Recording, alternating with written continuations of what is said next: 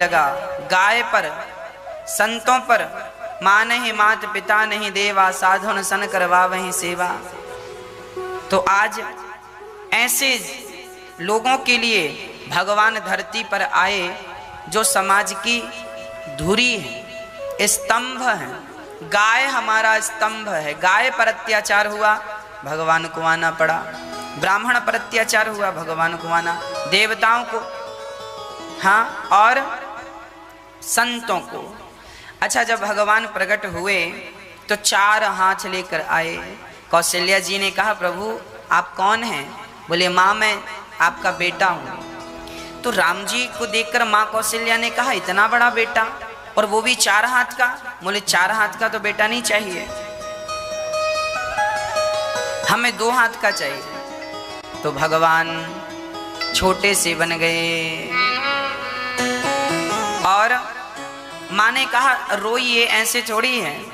तो माँ ने जब कहा कि जैसे सुलीला अति प्रिय शीला, यह सुख परम अनुपा,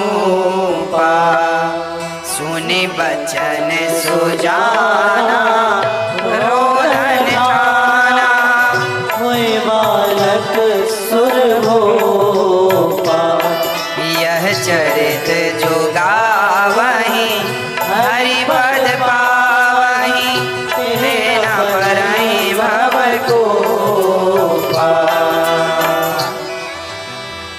भगवान अपनी माँ की आज्ञा का उल्लंघन नहीं करते, छोटे से बन गए। सुनि शिशु रोदन परम प्रिय वाणी, संभ्रम चली आई सब रानी।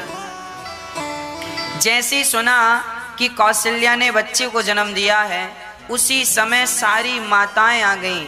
सारे नगर की स्त्रियां जो मातृ तुल्य थीं, सारी के सारी रानियां और भगवान के प्रेम करने वाले तमाम वो भक्त आ गए। और जब आए तो भगवान को देखकर सब गदगद हो गए।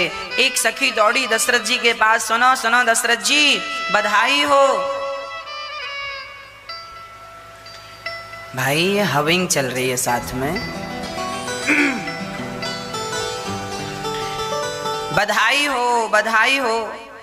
ऐसा सखियों ने जाकर के दशरथ जी को संदेश दिया, बधाई हो, बधाई हो, बधाई हो। अब जैसे ही सखियों ने संदेश दिया, पुत्र जन्म, दशरथ जी पिता बन गए आप, बुढ़ापे में रबड़ी सी रात में लड़ुआ सुलाला जायो है। कौशल्या मैया ने, अच्छा अब तो जो हार पहन रखा था दशरथ जी ने, ले जा, ये ले जा। तब तक दूसरी सखी आई, सुनो हमें भी बधाई दो। अच्छा वही बधाई लेने आई है ना जो पिछली? ना ना, मैं नई खबर लाई हूँ। तो तुम क्या खबर लाई हो? बोले, सुनो कैकई ने भी एक सुंदर से लाला को जन्म दिया है। अच्छा तुम ये ले जाओ। दशरथ जी, मानहु ब्रह्मानंद समाना, सुमित्रा ने एक नहीं 2-2 बच्चों को जन्म दिया। अब तो दशरथ जी खूब आनंद से बधाइयों की बौछार होने लगी। दशरथ जी ने ब्राह्मणों को बुलाया, दान किया, भूमि दान, गौ दान, सर्वस्व दान। लिखा है रामचरितमानस में, सर्वस्व दान दीन सब काहू। और इतना दिया कि जिसने पाया वो ले जा ही नहीं सका। अब बताओ, एक आदमी आए आपके घर कुछ मांगने और आप उसे 1 कुंटल दे दीजिए, तो 1 कुंटल अकेला आदमी कैसे ले जाएगा? वो आया था कि भाई 10-20 किलो मिलेगा, है ना? तो दशरथ जी ने कुंटलों से सोना दिया। अब कितना ले जाएगा? हाथ में जितना आएगा उतना तो ले जाएगा। इतना दिया दशरथ जी ने कि जेहि पावा राखा नहीं ताहू, सर्वस्व दान दीन सब काहू। लिखा है सर्वस्व दान कर दिया दशरथ। दशरथ जी की जितनी संपदा थी सब दान कर दिया। और जितना वो दान करते जाते थे उतना उनका धन बढ़ता जाता था, उतना आता जाता था।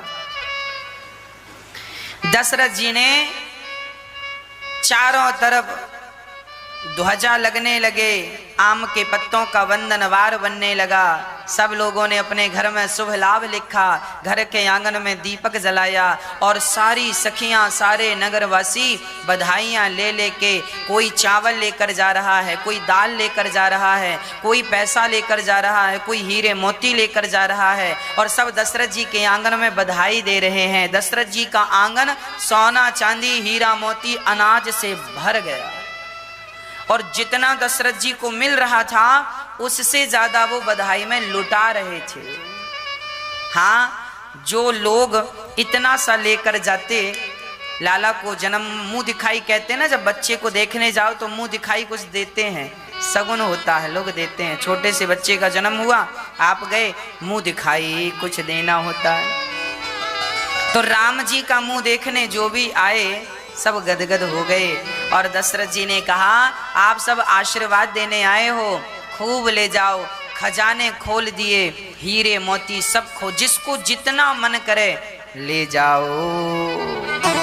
आकाश से सुमन वृष्टि हो गई, आकाश से सुंदर सुंदर पुष्प बरसने लगे, सब कुछ दशरथ जी ने दान कर दिया।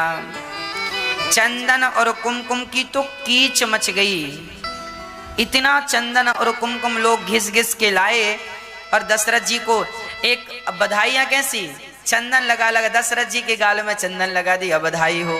यशोदा कौशल्या जी के गाल में चंदन लगा दिया, एक दूसरे के गालों में चंदन लगा रहे हैं और चंदन लगा लगा के बधाइयां दे रहे हैं। खूब दीपावली, होली, दशहरा सब एक साथ मनाया गया।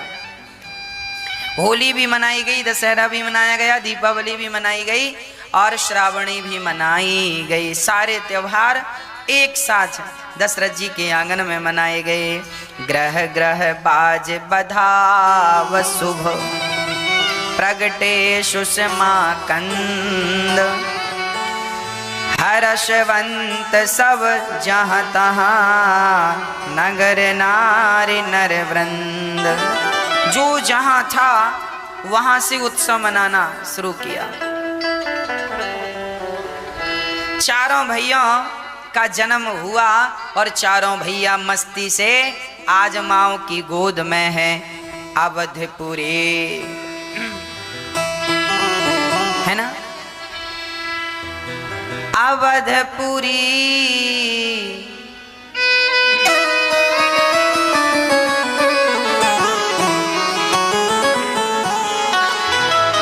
अवधपुरी सोहाही ये भाई, प्रभु ही मिलन आई जनोराजी। देखी भानु जनु मन चारी, तदपि बनी संध्या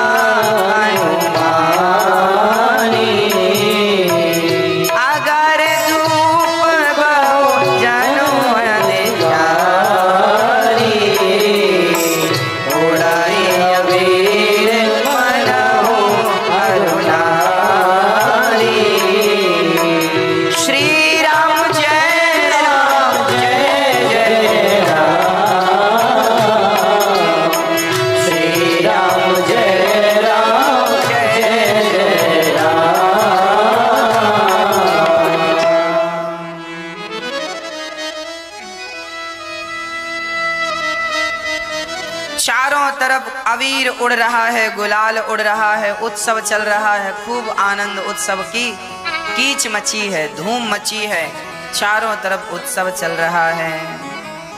गोस्वामी जी लिख रहे हैं, माँ से दिवस कर दिवस भा, मरम न जानय कोई, रथ समेत रवि था क्यों, निशा कवन विधि होए। एक महीने का एक दिन हुआ आज। जब राम जी का जन्म हुआ तो सूर्य भगवान राम जी को देखने में इतने मस्त हो गए कि सूर्य भगवान जाने का नाम नहीं लिए। एक महीने तक दिन ही रहा आया। सूर्य भगवान भी आनंद से देखते कि देखते रह गए। एक बार भी वो जाने का नाम नहीं ले रहे हैं। इतना आनंद, इतना सुख, इतने सुख की अनुभूति हो गई। अब यह सत्य कोई जान ना सका जल्दी से। अब गुरु जी को बुलाया गया। राम जी का उत्सव चल रहा है, सारी नगरी बड़ी सुहावनी है। आओ जरा हम भी नगरी का पावन सा दर्शन कर लेते हैं। हाँ, वो सीताराम जी की प्यारी राजधानी लागे, महारानी लागे, मोहे मीठो मीठो सरयू जी को पानी लागे।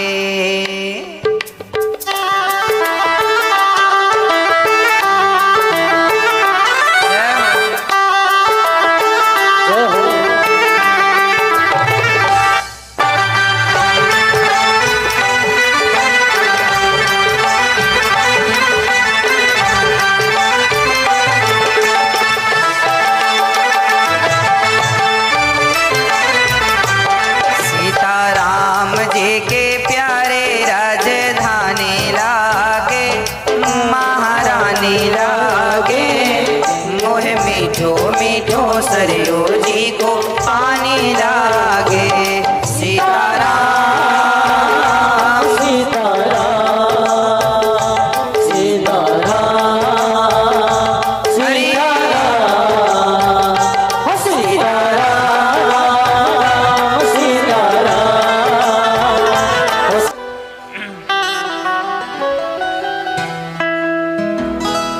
दशरथ जी ने बहुत उत्सव मनाया। चारों तरफ आनंद की लहर थी।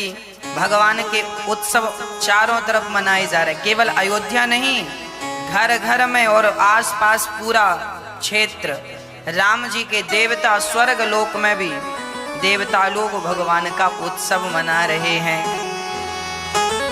इसीलिए जब राम नवमी आया करे तो अपने घर में जरूर उत्सव मनाया करो राम जी के जन्म का। कृष्ण जन्माष्टमी आए तो कृष्ण जन्मोत्सव जरूर मनाया करो। राम नवमी आए तो राम जी को स्नान कराओ बढ़िया से। सालेग्राम जी, लड्डू गोपाल जी, उन्हीं को स्नान कराओ दूध से, दही से, शहद से, शक्कर से।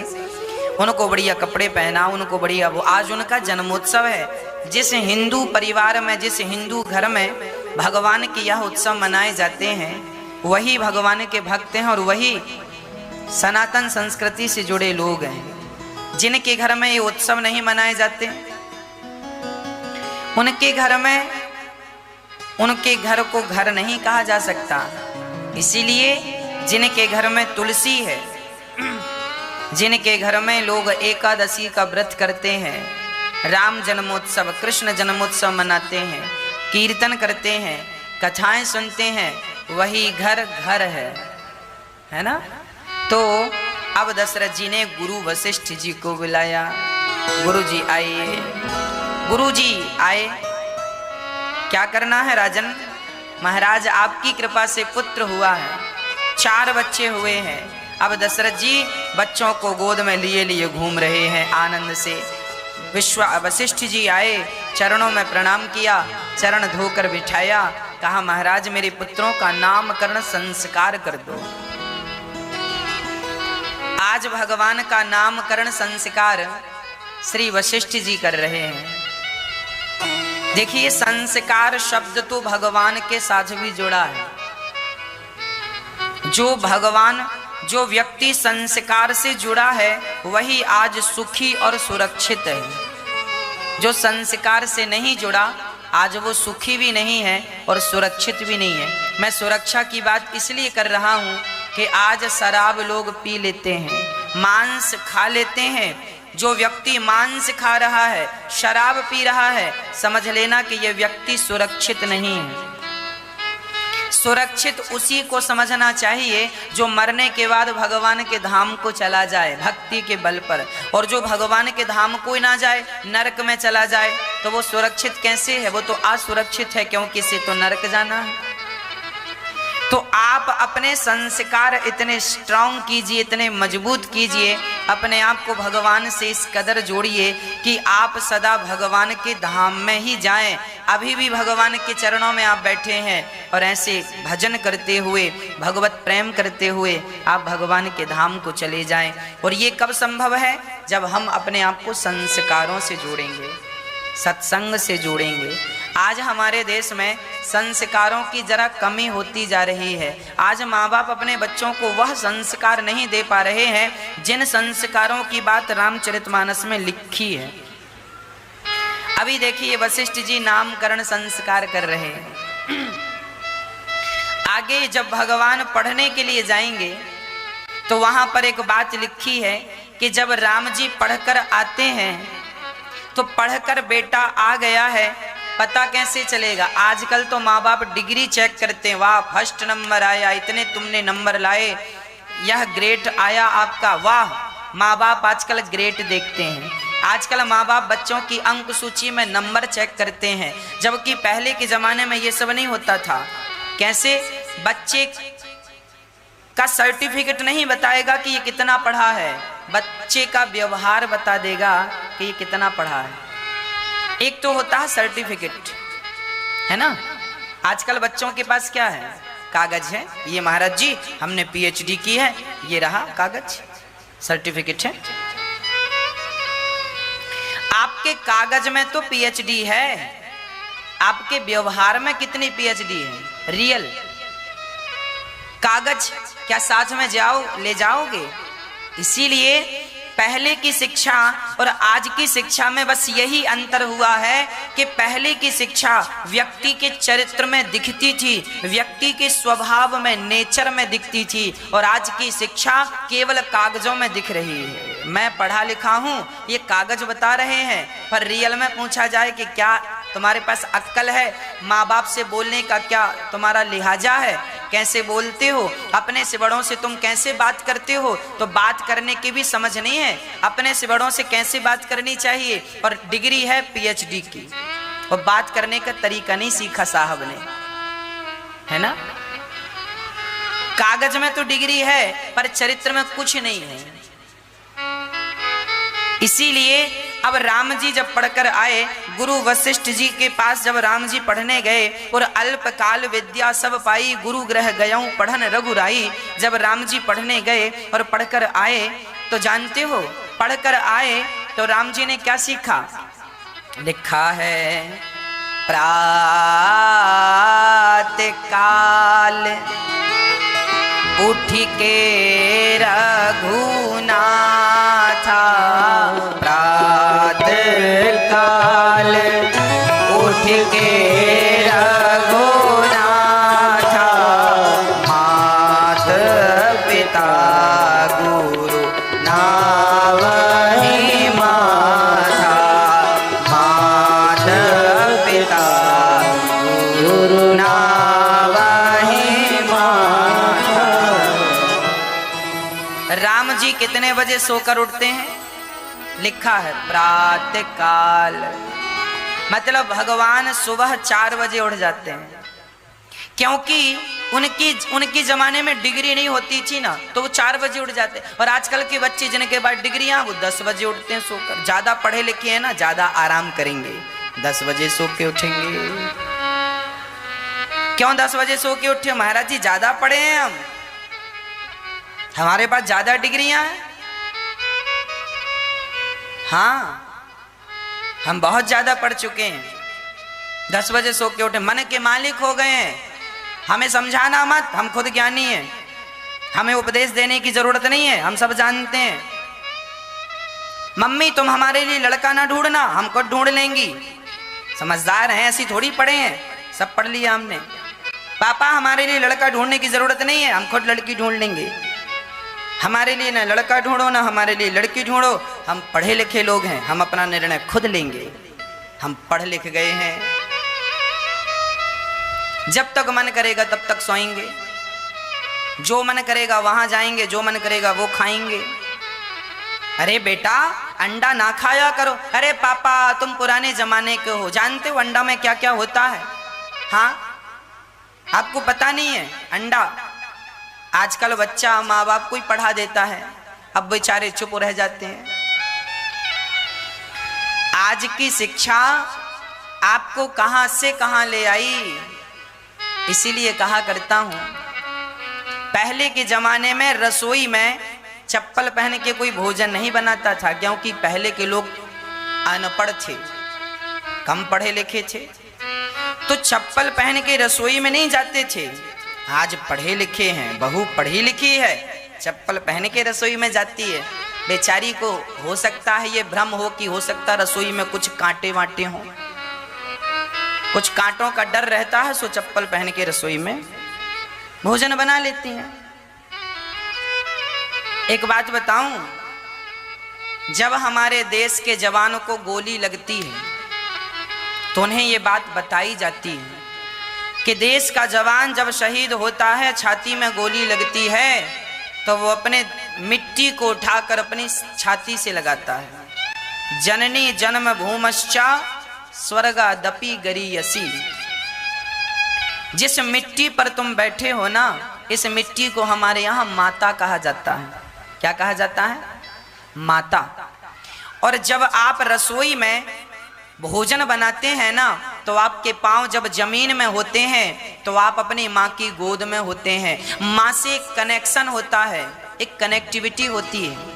माँ जो धरती माँ है ना, वो हमें एक पॉजिटिव एनर्जी देती रहती है, पॉजिटिव ऊर्जा देती रहती है। और जब आप चप्पल पहन लेते हैं तो जो पृथ्वी से आपको भोजन बनाने के समय पॉजिटिव एनर्जी मिल रही थी, वो तो चप्पल के कारण रुक गई। तो भाई सिंपल है, आप फेस का तार पकड़ लीजिए, अर्थ आप मत पकड़िए तो करंट नहीं लगेगा, है ना। आप यदि फेस का तार पकड़ लें और चप्पल पहन के तब तार पकड़ें तो आपको करंट नहीं लगेगा, और आप चप्पल उतार के यदि फेस का तार पकड़ लें तो आपको करंट लगेगा। ये बात साइंटिफिक है कि नहीं? हाँ या ना? फेस का तार देखो, प्रैक्टिकल ना करना, जिन्होंने किया है मैं उनकी बता रहा हूं, आप ना करने लग जाना। फेस का तार पकड़ लेने के बाद यदि आपने चप्पल पहन रखी है तो जमीन से जो अर्थ मिल रहा था वो अर्थ चप्पल के कारण कट गया, आपको करंट नहीं लगेगा। और चप्पल उतार के तार पकड़ लीजिए, फेस का करंट लग जाएगा। ये साइंटिफिक है, विज्ञान कहता है और दिखता है ये। अब सोचिए कि पृथ्वी में कुछ तो है, ना होता तो करंट कैसे लगता? कुछ एनर्जी है ना, यदि ना होती एनर्जी तो करंट कैसे लगता? मतलब वो एनर्जी जो थी वो तुम्हारे पांव से होती हुई तुम्हारे हाथ के द्वारा तुम्हारे भोजन में जाती है। जब तुम आटा की लोई बनाती हो, रोटी बनाती हो ना, तो वो जमीन की जो एनर्जी है, पॉजिटिव एनर्जी, वह भोजन जाती है भोजन में, और भोजन के द्वारा वह हमारे पेट में जाती है। पर आपने चप्पल पहन के भोजन बनाया तो वो एनर्जी कट हो गई। इसके कारण आपको क्या लगता है? छोटी छोटी बातें मायने नहीं रखती, बहुत मायने रखती हैं। भगवान को भोग लगाओ, पवित्रावस्था में लगाओ, जमीन में कुछ बिछा लो, सर्दी है, टाइल ठंडी है, पत्थर किचन का ठंडा है, कुछ बिछा लो, ये ऑप्शन तो हो सकता है। पर चप्पल पहनने के बाद रोटी बनाएं और उस भोजन का भगवान को भोग लगाएं, ये तो कहीं से कहीं तक शोभा नहीं देता। हम अयोध्या में संतों के बीच में रहते थे। हमारी रसोई में, संतों की रसोई में क्या मजाल की कोई पहुंच जाए, कोई पहुंच जाए।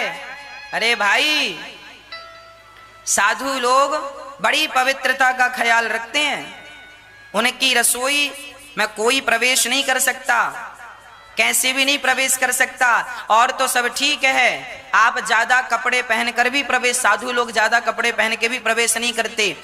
एक कमर में लपेट लिया, एक गमछा ऊपर डाल लिया, बस जाओ, बिना सिले कपड़े पहन के जाते हैं और ठाकुर जी की रसोई बनाते हैं। चप्पल जूते का तो सवाल दूर दूर तक नहीं है। इसीलिए आपकी बुद्धि भ्रष्ट ना हो, इसीलिए हम समझा रहे हैं, क्योंकि जैसा खाए अन्न वैसा रहे मन, अन्न शुद्ध तो मन शुद्ध। इसीलिए आज हमारे संस्कारों की हमें जरूरत है। भगवान राम के संस्कार देखिए, प्रातः काल उठ के रघुनाथा राम जी जल्दी उठ जाते हैं और उठ के क्या करते हैं, अपने माता को, अपने पिता को प्रणाम करते हैं, क्योंकि वो उस जमाने की पढ़ाई थी।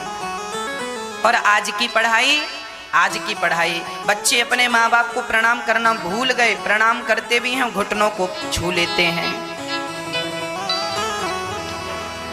अब नामकरण संस्कार कर रहे हैं वशिष्ठ जी। जो आनंद सिंधु सुख राशि सी करते त्रैलोक सुपासी, सो सुख धाम राम असनामा, अखिल लोक दायक विश्राम। अब राम जी का नामकरण श्री वशिष्ठ जी ने किया। जो आनंद सिंधु सुख राशि, जो आनंद के सिंधु हैं, जो आनंद के सागर हैं, उनका नाम है राम। रमन्ते योगी नाम यस्य सह रामः। राम कौन? जो योगियों के हृदय में रमण करें वो राम। जो आनंद के सागर हैं वो राम। राम कौन है? आनंद के सागर हैं। आप केवल राम नाम जपिए, राम नाम जपिए, यही तो आनंद है ना। कोई कहे कि महाराज जी राम और कृष्ण क्या अलग अलग हैं? तो एक बात बताऊं, राम और कृष्ण में क्या भेद और बातें हैं, रत्ती भर का तो भेद नहीं है। आप राम का रा निकालिए और रा को पीछे धे कर दीजिए तो राधे हो गया, है ना। रा का रा निकाल लीजिए, राम का रा निकाल लीजिए और रा के पीछे धे लगा दीजिए तो राधे हो गया। रा से राधे और माँ से श्याम। रा में रा निकाल दिया आपने बच्चा माँ, तो माँ में आप श्या जोड़ दीजिए तो श्याम हो गया। तो जो राधे श्याम हैं वही सीताराम है ना। राम शब्द जो है राधे श्याम का ही शॉर्ट फॉर्म है। Full form Radhe Shyam, short form Ram. तो जो राम है और जो श्याम है, इनमें रत्ती भर का भी हमें अंतर सपने में भी नहीं समझना चाहिए। तो राम जो नाम है यह आनंद का सागर है। जो अर्थ राम नाम का है वही अर्थ कृष्ण नाम का है। करस्यति कृष्ण। और आनंद के जो सागर हैं, सुख के भंडार हैं, सुख राशि, ऐसे भगवान का नाम वशिष्ठ जी ने कहा इनका नाम राम होगा। राम जैसा कोई नहीं, राम जैसे तो सिर्फ राम है। एक सज्जन ने हमसे यात्रा, हम ट्रेन की यात्रा पर थे, ट्रेन में यात्रा कर रहे थे। एक सज्जन ने हमसे पूछा, महाराज जी आप राम जी को जानते हैं? हमने कहा बिल्कुल जानते हैं। बोले कौन है? हमने कहा हमारे भगवान हैं। उन्होंने कहा ये बताओ कि आप राम को भगवान क्यों मानते हैं? उन्होंने हमसे सवाल किया पलटकर, आप राम को भगवान क्यों मानते हैं? हमने कहा बता रहे हैं, सुनो। हम राम को भगवान इसलिए मानते हैं क्योंकि राम ने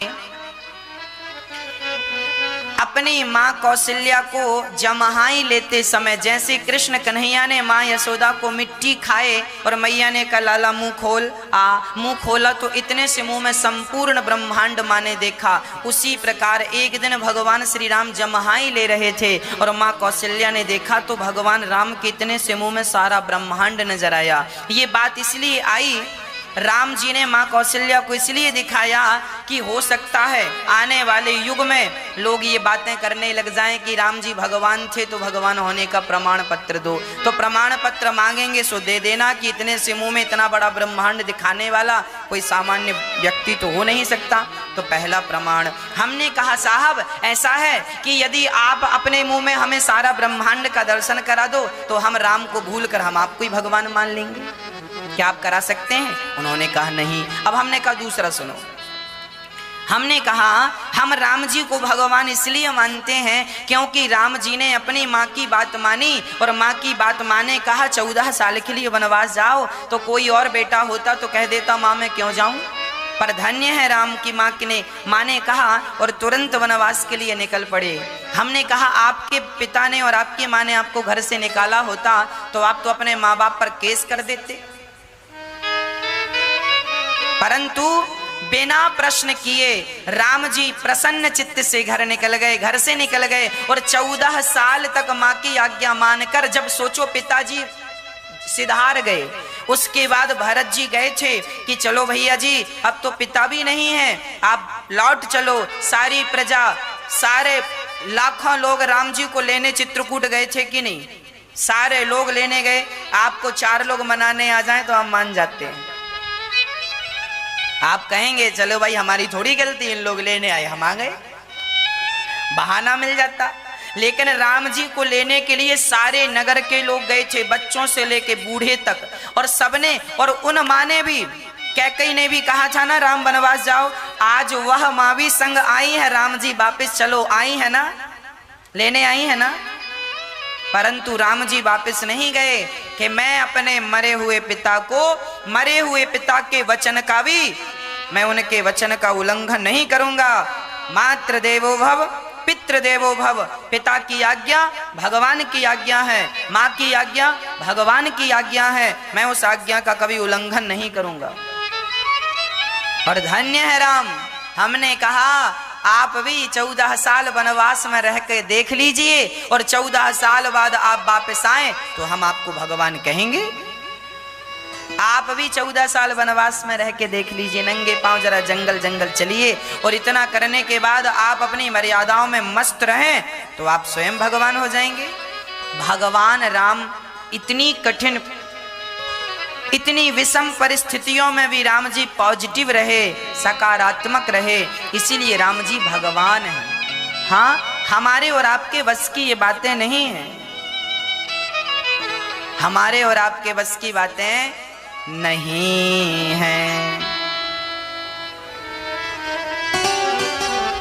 ये सब हमारे और आपके बस में कहाँ है बताओ? हाँ,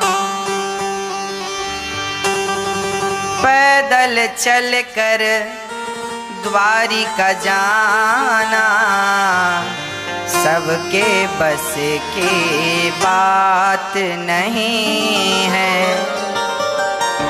राम नाम का रस पी लेना सबके बस की बात नहीं है। राम नाम का रस पी लेना, सब लोग ये पी नहीं सकते रस, है ना, कि राम नाम का सुमिरन करना सबके बस की बात नहीं है। हाँ जी,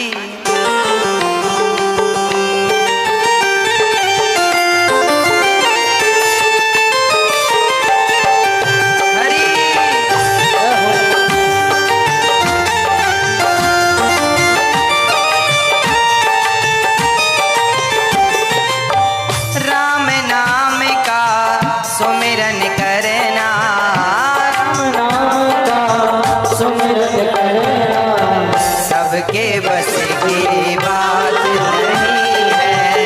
राम नाम का सुमिरन करना सबके बस की बात नहीं है। राम नाम का रस पी लेना सबके बस की बात नहीं है। राम नाम का रस पी लेना सबके बस की बात नहीं है।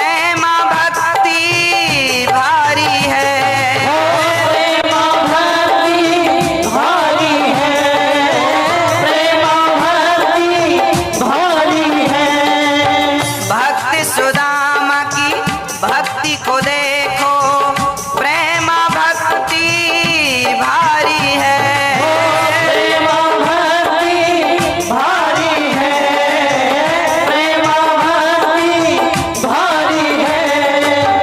पैदल चल कर द्वारिका जाना, पैदल चल कर द्वारिका जाना सबके बस की बात नहीं है, पैदल चल कर द्वारिका जाना सबके बस की बात नहीं है। लोग कहते हैं महाराज जी हमें भगवान नहीं मिल रहे हैं। अरे भाई, भगवान तक पहुंचने के लिए सुदामा जी पैदल गए विश्वास के साथ। यदि तुम ऐसा भाव रखकर जा सको तो तुम्हें भी मिलेंगे। हाँ, लोग जाते नहीं हैं, उस कोटि का उस क्वालिटी का विश्वास नहीं है तो रह जाते हैं। हाँ, भक्तिमती थी मीराबाई, विष का प्याला पीती थी, विष का प्याला पीती थी, विष का प्याला पीती थी। भक्तिमती वो मीराबाई, विष का प्याला पीती थी, वो विष का प्याला पीती थी, विष का प्याला पीती थी। हंसते हंसते विष पी लेना, हंसते हंसते विष पी लेना सबके बस की बात नहीं है, हंसते हंसते विष पी लेना सबके बस की बात।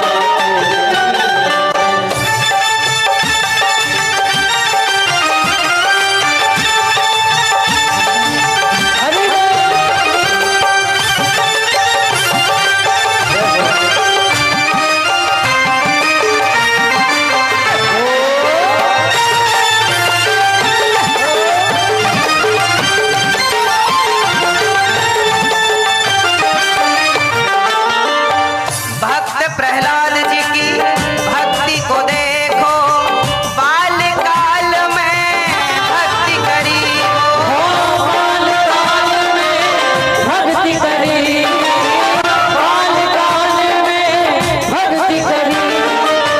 भक्त प्रहलाद जी की भक्ति को देखो, बाल्यकाल में भक्ति करी, बालकाल में भक्ति करी, बालकाल में भक्ति करी।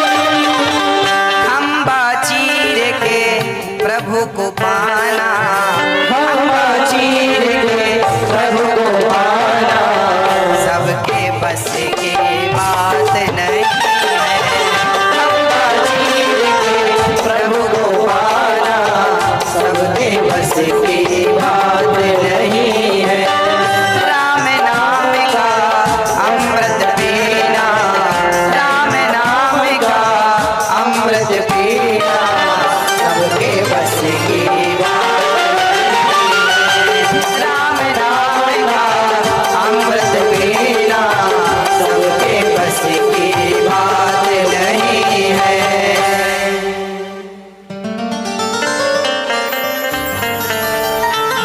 सबके बस की बातें नहीं हैं, जिनके वश में है वो भगवान तक पहुंच जाते हैं। इसका अर्थ ये बिल्कुल नहीं है कि आप लोग भजन ना करें, भजन करें और भगवान से यही प्रार्थना करें कि हे नाथ, मैं तो आपके योग्य नहीं हूँ, पर मुझे ये विश्वास जरूर है कि यदि आपने गणिका और अजामिल को अपने योग्य बना लिया था तो मुझे भी आप अपने योग्य जरूर बनाएंगे। जैसे गाय बछड़े को चाट चाट कर स्वयं निर्मल करती है, बछड़ा अपने से निर्मल नहीं होता, उसी तरह हम भगवत शरण में जाएं और भगवान की शरणागति जब हम करें तो भगवान की कृपा हमें निर्मल कर देगी। हाँ, हम अपने से निर्मल नहीं हो सकते।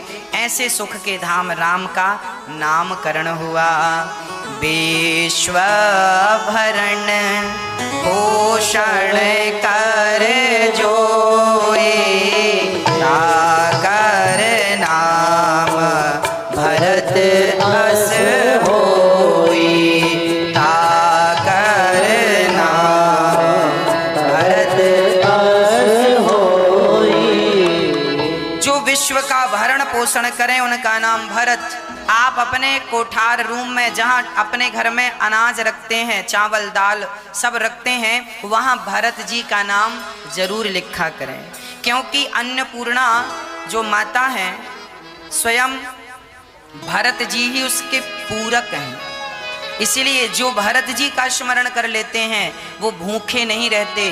कहीं ना कहीं अन्नपूर्णा उन पर जरूर कृपा करती हैं जो भरत जी का स्मरण करते रहते हैं, है ना। इसीलिए विश्व का भरण पोषण करने वाले ऐसे भरत, इनका नाम कैकेयी पुत्र का नाम भरत गुरु जी ने रखा। लक्षण धाम राम प्रिय और जाके सुमिरन तेरे पुनासा, नाम शत्रुघ्न वेद प्रकाशा। जिनके नाम से दुश्मनों के छक्के छूट जाए उनका नाम शत्रुघ्न है। ऐसे शत्रु जो शत्रु का हनन करे, शत्रु को मार डाले, वो शत्रुघ्न है। शत्रुघ्न जी का स्मरण करते ही शत्रुओं का नाश हो जाता। ऐसे शत्रुघ्न जी को हृदय में बसाते हुए लक्षण धाम राम प्रिय सकल जगत आधार, गुरु वशिष्ठ ते ही राखा लक्ष्मण नाम उदार। इनका नाम होगा लक्ष्मण। अच्छा, इनका नाम लक्ष्मण क्यों रखा गया? लक्ष्मण का अर्थ क्या है? लक्ष्य की तरफ जिसका मन लगा हो, लक्ष्य की ओर जिसका मन लगा हो उसे लक्ष्मण कहते हैं। लक्ष्य ओर मुखी मन, जिसका मन लक्ष्य की ओर हो। हमारा मन यहाँ वहां भटक रहा है, मतलब हम लक्ष्मण नहीं है। जिसका मन एक लक्ष्य में। अच्छा, लक्ष्मण जी का मन कहाँ लगा था? राम में। और मन लग जाए राम के चरणों में, लक्ष्य में मन पहुंच जाए, वही लक्ष्मण है। तो ऐसे लक्ष्मण जी जिनका एक पल के लिए मन राम के चरणों से डुला नहीं, ऐसे लक्ष्मण जी के चरणों में बारंबार प्रणाम। बोलिए चारों भैयाओं की, तीनों मैयाओं की, अयोध्या धाम के सद्गुरुदेव भगवान के। चारों के नामकरण हुए राम, लक्ष्मण, भरत, शत्रुघ्न। राम जी कौशल्या जी के पुत्र हैं, भरत जी कैकेयी माँ के पुत्र हैं, और लक्ष्मण और शत्रुघ्न ये जुड़वा हैं माता सुमित्रा के। हाँ, ये चार भैया, 3 रानियों से 4 बच्चे हुए, और चारों को पाकर दशरथ जी मानहु ब्रह्मानंद समाना। इतना उत्सव मनाया दशरथ जी ने कि सारे तीर्थ, सारे स्वर्ग के सुख भी आज फीके लग रहे हैं। अयोध्या इतनी सुंदर सजी है, उत्सव चालू ही है, इतने सुंदर है। अच्छा, भगवान का स्वरूप कैसा है? राम जी सांवले हैं और लक्ष्मण जी गोरे हैं। श्याम गौर सुंदर दो जोड़ी, श्याम गौर सुंदर दो जोड़ी, निराखे छवि जननी तृण तोरी, निराखे छवि जननी तृण तोरी। चारों भैया इतने सुंदर लग रहे हैं। राम जी जरा सांवले हैं और लक्ष्मण जी जरा गोरे हैं। एक आदमी ने एक संत जी से कहा, ये बताओ कि जब भगवान कृष्ण भी काले हैं और राम जी भी काले हैं, मतलब सांवले हैं, तो इनको हरे हरे क्यों बोलते हैं? हरे कृष्ण हरे राम हरे राम। रंग तो काला है, काले राम काले राम बोलना चाहिए। काले कृष्ण काले, हरे कृष्ण कब से? तो वो महात्मा जी जो थे ना वो मिथिला के थे, बड़े मजाकिया थे। उन्होंने कह दिया सुनो तुम्हारे भगवान तो कारे ही थे, पर हमारी जानकी जी गोरी थी, तो गोरे के संग में रह रह के थोड़ा सा रंग बदल गया। और फिर जब सारे लोग कारे राम कहे ना तो जानकी जी को बड़ा बुरा लगे। हमारे पति को सब कारे राम कहते हैं, राम जी कारे हैं, कृष्ण जी काले हैं। तो यहाँ राधा जी ने और वहाँ सीता जी ने दोनों ने विचार बनाया कि ये देखो हम लोगों को तो बड़ा बुरा लग रहा है। तो राम जी के साथ सिया जी खड़ी हो गई और श्याम सुंदर के साथ श्री राधा जी खड़ी हो गई। तो जब दोनों मिले, दोनों खड़े, तो दोनों को देखने से ऐसा लग रहा है कि ये नीला है, जैसे आकाश नीला है नहीं, पर दूरी अधिक होने से ऐसा लगता है नीला है। पानी नीला नहीं होता, पर समुद्र की गहराई में देखो तो पानी नीला दिखता है। उसी प्रकार भगवान को फिर हरे कृष्ण कहने लगे। हरियाली थी, वो चारों तरफ प्रेम की हरियाली थी, प्रेम की खुशबू थी। उसके लिए फिर भगवान को कारे ना कह के हरे कृष्ण कृष्ण कृष्ण हरे हरे, हरे राम। ये विनोद में संत जी ने कहा, ये बात सही है, इसका कोई ठोस सबूत नहीं है कि भगवान को पहले कारे कहते थे ना। ये तो विनोद हंसी मजाक चल रहा है। जनकपुर और अयोध्या वालों का ना बड़ा मजाकिया ढंग चलता है, आज भी चलता है। आज भी जनकपुर का आदमी अयोध्या आ जाए ना तो वो यही कहेगा कि मैं अपने जीजा जी के घर आया हूं। वो ये नहीं कहेगा मैं राम जी के घर आया हूं, जीजा जी के घर आया हूं। तो राम जी बड़े सुंदर हैं, चारों आनंद के सागर हैं, व्यापक ब्रह्म निरंजन निर्गुण विगत विनोद। आज प्रेम के कारण भगवान कौशल्या की गोद में खेल रहे हैं। माँ अपना दूध पिला रही है, माँ बड़े प्रेम से लाला का दूध पिलाकर श्रृंगार कर रही है, आंखों में काजल लगा रही है। राम जी का बालों का जूड़ा बनाती है माँ कौशल्या, और कमर में बढ़िया सी करधनी बांधती है जिसमें मोती जड़े हैं, और यहाँ बाजू में बाजूबंद बांधती है, और यहाँ बालों का ये गोल बना के जूड़ा बना के और वहां पे एक मोर पंख लगा देती हैं माता कौशल्या। और राम लला बड़े सुंदर सुंदर से दिख रहे हैं। सुंदर भगवान ऐसे सुंदर कि उनकी सुंदरता देख करके करोड़ों चांद भी लजा जाएं, इतने सुंदर राम जी थे। राम जी से सुंदर भला कौन होगा। बार बार कौशल्या मैया तिनका उठा उठा के तोड़ती हैं, ऐसे तिनका। राम जी को देखा तो फिर तिनका तोड़े। किसी ने कहा बहन ये क्या तिनकों से तुमने पूरा टोकनी भर दी। कौशल्या मां इकट्ठे 100-200 तिनका बुलवा लेती थी। और किसी ने कहा ये तिनकों की टोकनियां क्यों भर रखी हैं कौशल्या मां ने। अरे क्या बताऊं बहन, मेरे राम को मैं देखती हूं तो तिनका तोड़ देती हूं, कहीं मेरी नजर ना लग जाए। तो देखती है ना तो एक तिनका उठाती हैं, बीच से तोड़ देती हैं, ये नजर ना लग जाए। इसे जैसे माँ बच्चे को काजल लगाती है ना तो काला सा टीका लगा देती है ताकि नजर ना लग जाए। मैया ने काला टीका तो लगाया है, पर फिर भी माँ है ना, मन नहीं मानता, मेरी नजर ना लग जाए, तो तिनका तोड़ती। बैठी बैठी एक ही काम कौशल्या मैया का, लाला को देखे, राम को देखे, फिर तिनका तोड़े, फिर लाला को देखे, फिर तिनका तोड़े। कोई काम तो है नहीं, नौकर चाकर ढेर हैं, सेवा करने वाले, तिनके ही तोड़ो। राम जी को देखो तिनका तोड़ो, लिखा है रामचरितमानस में।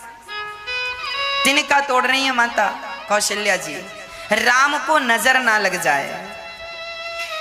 जीव चराचर बस के राखे, सो माया प्रभु सो प्रभु भाखे। वाह भगवान, जिनके वश में जीव मात्र है, संपूर्ण माया जिनके वश में है, आज वह कौशल्या और दशरथ जी के वश में हो गए। पिता दशरथ जी बुला रहे हैं राम जी को। अब राम जी थोड़ा बड़े हुए तो जब बड़े हुए तो भगवान श्री राम ना घुटनों के बल चलने लगे। एक दिन तो रामचरितमानस में गोस्वामी जी लिख रहे हैं कि एक बार जननी अनवाए और करी श्रृंगार पलना पौढ़ाए। निज कुल इष्ट देव भगवाना, पूजा हेतु कीन्ह स्नाना। कौशल्या माँ ने लाला को दूध पिलाया, श्रृंगार किया, और भगवान दूध पीते पीते सो गए। माँ का तो माँ ने पालने पर लिटा दिया और जल्दी से जाकर स्नान करने लगी माँ कौशल्या। और स्नान करके आई तो कौशल्या माँ के भगवान रंगनाथ जी थे।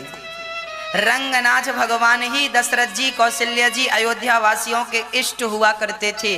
रंगनाथ भगवान जो कि आज रंगनाथ जी दक्षिण भारत में बैठे हैं। इस दुनिया में सबसे पहली मूर्ति रंगनाथ भगवान जी की है। मनु और शत्रुपा ने जब भगवान की तपस्या की, तब मनु जी को दर्शन देकर भगवान जब जाने लगे तो मनु जी ने कहा, प्रभु हम ऐसे कोई आप हमें अपना स्वरूप दीजिए जो सदा हमारे पास रहे। तब भगवान नारायण ने अपने आप को रंगनाथ के रूप में प्रकट कर दिया, मूर्ति के रूप में प्रकट कर दिया।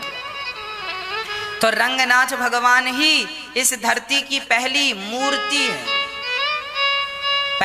पहली मूर्ति रंगनाथ जी है। और रंगनाथ जी की पूजा माँ कौशल्या करने गई, और जैसे ही पूजा करने गई तो माँ ने क्या देखा कि जो राम जी अभी पलने पर सो रहे थे वही रंगनाथ बनकर स्वयं भगवान रंगनाथ मैया भोग लगाए, ऐसे करें भोजन। तो भगवान मैया का हाथ पकड़ के खींच के अपने मुंह में रख लें। अब मैया ने ध्यान से देखा, ये रंगनाथ भगवान को आज क्या हो गया, हाथ पकड़ पकड़ खा रहे हैं। ध्यान से देखा तो लाला राम जी, बिल्कुल राम जी और रंगनाथ जी एक से। अब मैया बोली मेरा राम, दौड़ी दौड़ी पलने पर गई तो वहां भी राम जी सो रहे थे और यहाँ भी राम जी, यहाँ वहां दुई बालक देखा। गोस्वामी जी लिख रहे हैं, आज माँ कौशल्या ने यहाँ और वहां दुई बालक देखा, मति भ्रम मोर की आन विशेखा। अब कौशल्या मैया चक्कर में पड़ गई कि मेरा वाला छोरा कौन है, मेरा राम कौन है। पलने पर सो रहा है वो मेरा राम है, कि जो ये बैठा है मंदिर में वो मेरा राम है। कंफ्यूज हो गई मैया। अच्छा भगवान ने यह क्यों दिखाया? थोड़ी देर बाद मैया ने देखा, और मैया जब समझी कि मेरो लाला मेरा राम भगवान है, हाथ जोड़ने लगी, तब भगवान ने सारी माया समाप्त कर दी। फिर राम राम में और रंगनाथ जी में। थोड़ी देर के लिए ये तूफान आया और समाप्त हो गया। प्रश्न फिर खड़ा हो गया कि जब तूफान आया ही था तो फिर ये सबको दिखना चाहिए था। माँ कौशल्या सबको बुलाती, देखो हमारा राम दो जगह है, पर राम जी ने केवल अपनी माँ कौशल्या को। अर्थ क्या है? भगवान ये बतलाना चाह रहे हैं माता कौशल्या के द्वारा हमें और आपको, ये बतलाना चाह रहे हैं कि सुनो, हम वही निर्गुण निराकार परमात्मा हैं, सगुण साकार बनकर आए हैं। हमें जरा भी उस नारायण से अलग ना समझिएगा, वही नारायण हम हैं, राम बनकर आए हैं। हम राम बनकर आए हैं, सामान्य लीलाएं करेंगे, सामान्य लोगों के बीच में रहेंगे, तुम्हारे संग खेलेंगे, तुम्हारे संग खाएंगे, तुम्हारे संग बैठेंगे। तो कहीं अपने साथ रहते रहते ये ना समझ लेना कि ये तो हमारी जैसा है, ये भ्रम ना हो जाए। इसीलिए भगवान ने ये बात दिखाई। और मैया अब लाला को बड़े प्रेम से वहां माता कैकेयी भरत जी का पावन दर्शन कर रही हैं। तीनों मैयाएं केवल राम को देखा करती हैं। वैसे तो लक्ष्मण जी, शत्रुघ्न जी और भरत जी भी बहुत सुंदर हैं। ये जो चार हैं ये कौन हैं आपको बता दूं। भगवान जो राम है वह नारायण है, और जो भरत जी हैं वह भगवान नारायण के हाथ में जो शंख है, शंख ही मूर्तिमान भरत जी हैं। शंख ही भरत जी के अवतार में आए हैं। और जो भगवान का सुदर्शन चक्र है वो शत्रुघ्न जी हैं। चक्र भी शत्रुघ्न बनकर प्रकट भये हैं रामावतार में।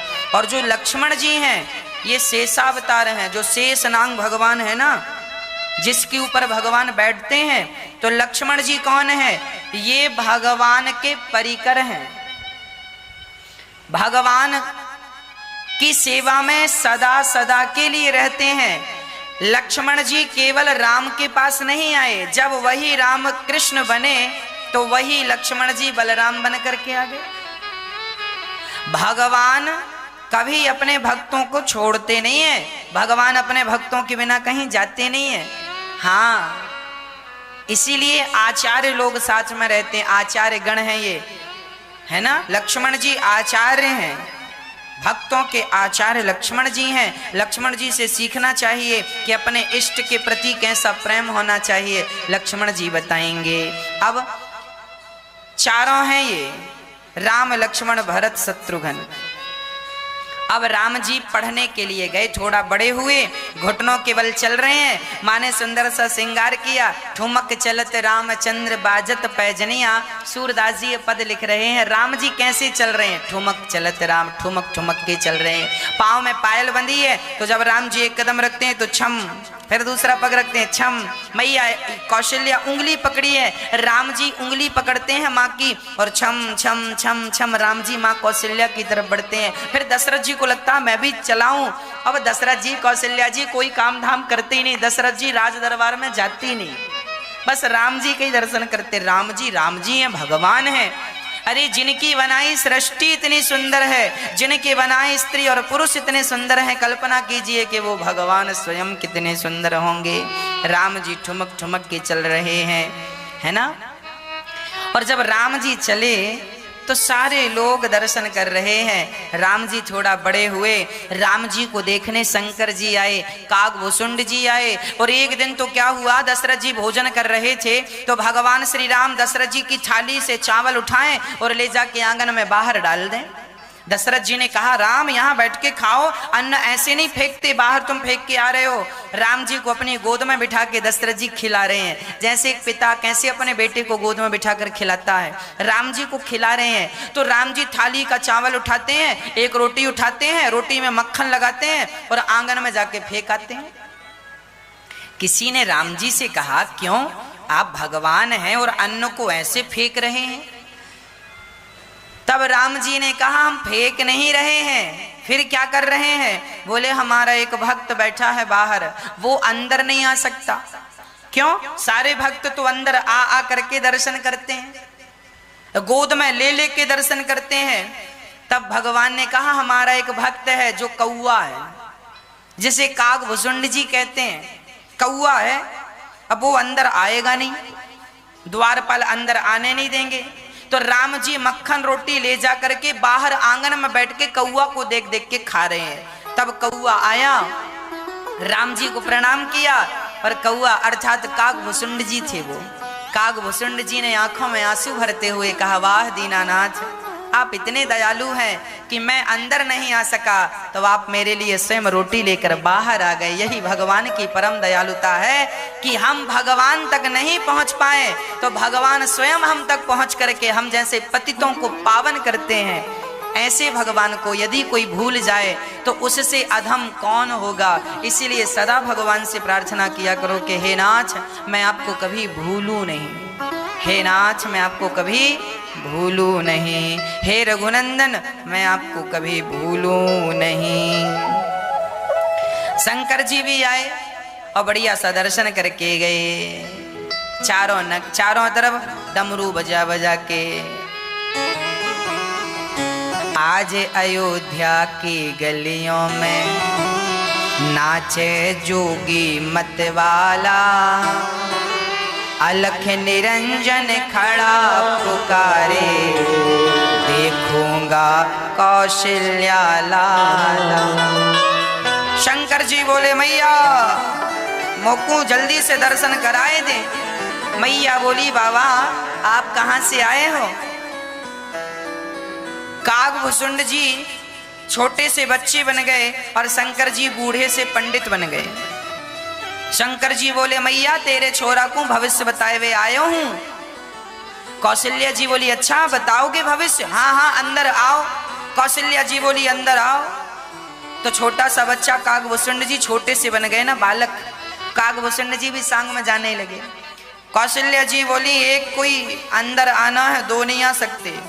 तो कागभूषुंड जी अंदर जाने, शंकर जी से कहा तुम मत जाओ, हम जा रहे हैं।